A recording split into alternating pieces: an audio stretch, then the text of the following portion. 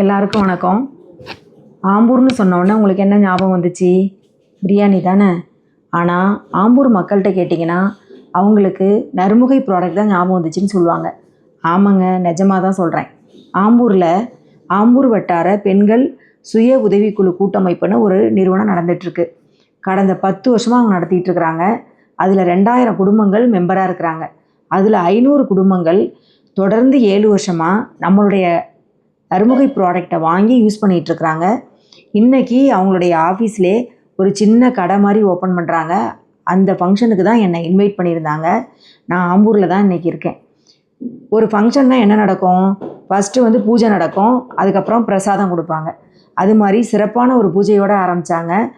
அதில் பிரசாதமாக நம்மளுடைய நறுமுகை ஹெல்த் மிக்ஸ் கஞ்சியோட இந்த ஃபங்க்ஷன் ஆரம்பிச்சிது.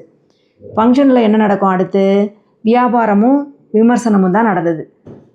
வியாபாரம் இன்றைக்கி சூப்பராக எல்லோரும் வாங்கினாங்க. அதே மாதிரி நம்மளுடைய ப்ராடக்ட் ரிவ்யூ எல்லாருமே போட்டி போட்டு நான் நீன்னு சொல்லி பயங்கரமாக ரிவ்யூ பண்ணி கொடுத்தாங்க. அதை அடுத்தடுத்த வீடியோவில் நான் அப்லோட் பண்ணுறேன். எந்த ஒரு பொருளுமே தரமாக நம்ம தயாரித்தா கட்டாயம் மக்கள் மனசில் நிற்கும், தொடர்ந்து அதை வாங்குவாங்க அப்படிங்கிறது எல்லாருக்குமே தெரியும். அதை நான் இன்றைக்கி கண்கூட நான் பார்த்தேன். ஏன்னா நம்மளுடைய பொருள் எல்லாமே நம்மளுடைய ஷேர் ஹோல்டர், நம்மளுடைய விவசாயிகள்கிட்டருந்து வாங்கி அதை மதிப்பு கூட்டி நம்ம பொருளாக விற்கிறோம்.